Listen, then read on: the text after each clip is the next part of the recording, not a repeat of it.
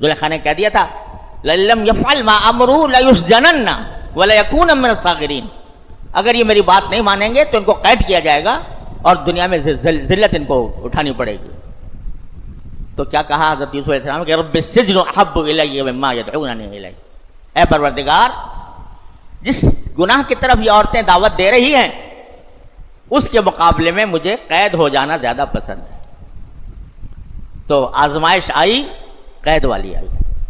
قید میں جب قید تھے تو وہاں دو ساتھی قید کے تھے، انہوں نے آ کے خواب کی تعبیر پوچھی۔ اللہ تعالیٰ نے خواب کی تعبیر دینے کا خاص علم ان کو عطا فرمایا تھا۔ خواب کی تعبیر پوچھی تو قبل اس کے کہ خواب کی تعبیر بتاتے پہلے دعوت دی ان کو اسلام کی کہ اے میرے ساتھ قید ہونے والوں، میں تمہیں دعوت دیتا ہوں کہ یہ جو لوگوں نے شرک اختیار کیا ہوا ہے، بتوں کی بت پرستی لوگ کرتے ہیں، اس سے اپنے آپ کو بچاؤ۔ تو یہ سبق دیا کہ جب بھی کسی انسان کو دوسرے کے ساتھ ملاقات میں موقع ملے تو حق بات اس کو محبت اور پیار سے پہنچانی چاہیے۔ اس کو یہ دعوت دی۔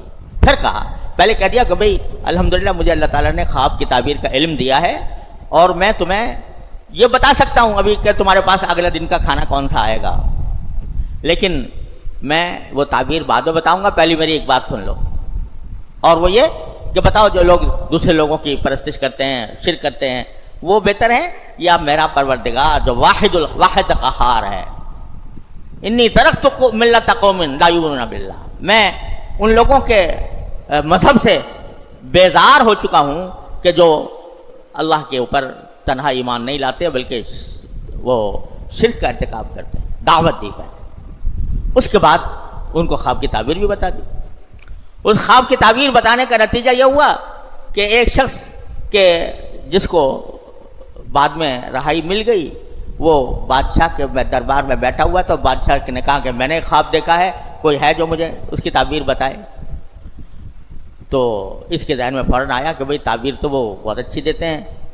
تو اس نے کہا کہ ایک قیدی ہیں، بہت دنوں سے قید میں پڑے ہوئے ہیں، وہ خواب کی تعبیر بہت اچھی بتاتے ہیں، تو ان کے پاس مجھے بھیج دو۔ بادشاہ نے بھیج دیا، انہوں نے تعبیر بتا دی حضرت یوسف علیہ السلام۔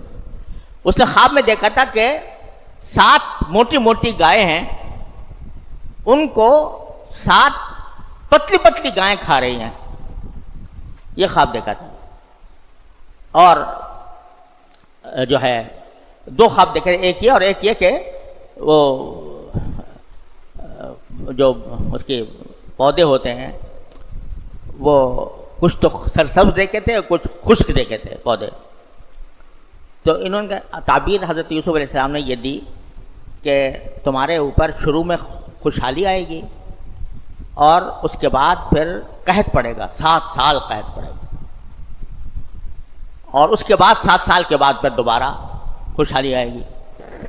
یہ خواب کی تعبیر تھی جو حضرت یوسف علیہ السلام کو دینی تھی، لیکن تعبیر دینے سے پہلے حضرت یوسف علیہ السلام نے اس قحط سے بچنے کا طریقہ بتایا کہ ایسا کرو کہ 7 سال تم بہت محنت سے کاشتکاری کرو اور بہت زرعی پیداوار تمہاری بہت زیادہ ہو جائے، گندم بہت زیادہ پیدا ہو جائے، اتنا زیادہ کام کرو 7 سال۔ 7 سال کے بعد تمہارے اوپر قحط آئے گا، تو جتنا تم نے پہلے 7 سال کے اندر جو گندم اگایا ہے تو تھوڑا بہت تو کھا لیا کرو، باقی جو ہے محفوظ رکھو، ذخیرہ کر لو۔ تو جب وہ 7 سال قحط والے آئیں گے تو جو تم نے ذخیرہ کیا تھا وہ اس وقت کام آئیں گے، اور اس کے بعد پھر 7 سال کے بعد پھر دوبارہ خوشحالی کا وقت آئے گا۔ تو تعبیر بعد میں بتائی، اس تعبیر کے نتیجے میں جو خرابی آنے والی تھی، جو پریشانی آنے والی تھی، اس کا حل پہلے بتا دیا۔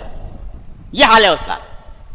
یہ سبق دیا ہم جیسے لوگوں کو، جن سے لوگ مسائل پوچھتے ہیں کہ بھائی جب تم کسی چیز کو کہو کہ یہ حرام ہے یا ناجائز ہے یا گناہ ہے، تو اس سے بچنے کا اور اس سے بچ کر کوئی دوسرا طریقہ اختیار کرنے کا کی بھی ان کو تدبیر سمجھاؤ کہ اگر تم بچنا چاہتے ہو تو یہ کرو.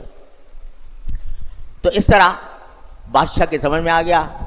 اس نے کہا بھائی اتنے تو بڑی زبردست مجھے تعبیر بتائی ہے, ان کو میرے پاس لے آؤ. بادشاہ کے پاس آ گئے. بادشاہ نے کہا کہ میں اب تمہارا اپنا مقرب بناؤں گا. تو انہوں نے کہا کہ پھر ٹھیک ہے, آپ مجھے ملک کے خزانے کی کا وزیر خزانہ آپ مجھے بنا دیں. جب اس نے طے کر لیا تھا کہ کچھ نہ کچھ بنانا ہے تو انہوں نے کہا مجھے یہ دے دیں, کیونکہ میں انشاءاللہ یہ کام اچھے طریقے سے انجام دوں گا. تو جب وہ قحط والے سال آئے تو انہوں نے راشن بندی کر دی کہ بھائی ہر ایک کو اتنا جو ہے گندم دیا جائے گا. اب اس گندم کو حاصل کرنے کے لیے ساری دنیا کے لوگ آنے لگے, سارے مملکت کے, کہ وہ قحط کا زمانہ ہے, گندم مل جائے. تو ان کے وہ بھائی جنہوں نے کنویں میں پھینکا تھا وہ بھی راشن لینے کے لیے آ گئے ان کے پاس. اور حضرت یوسف علیہ السلام, ان کے تو حاشیے خیال میں یہ بات نہیں ہو سکتی تھی کہ یہ وزیر خزانہ بنے بیٹھے ہیں یا یہ بادشاہت ان کے قبضے میں ہے.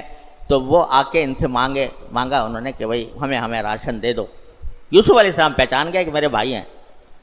تو جب وہ ان کو بھر کے دے دیا اور ساتھ میں جو قیمت انہوں نے دی تھی وہ قیمت بھی اٹھا کر انہی کے اس میں رکھ دی. جو قاتل تھے جنہوں نے کنویں میں پھینکا تھا ان کے ساتھ یہ معاملہ کیا کہ راشن دیتے وقت جو قیمت انہوں نے ادا کی تھی وہ بھی ان کے قافلے کے اندر چھپا کر رکھ دی کہ جا کے دیکھیں کہ پیسے واپس مل گئے. لیکن ساتھ ہی یہ کہہ دیا کہ تمہارا جو ایک بھائی ہے وہ حضرت یوسف علیہ السلام کا حقیقی بھائی تھا,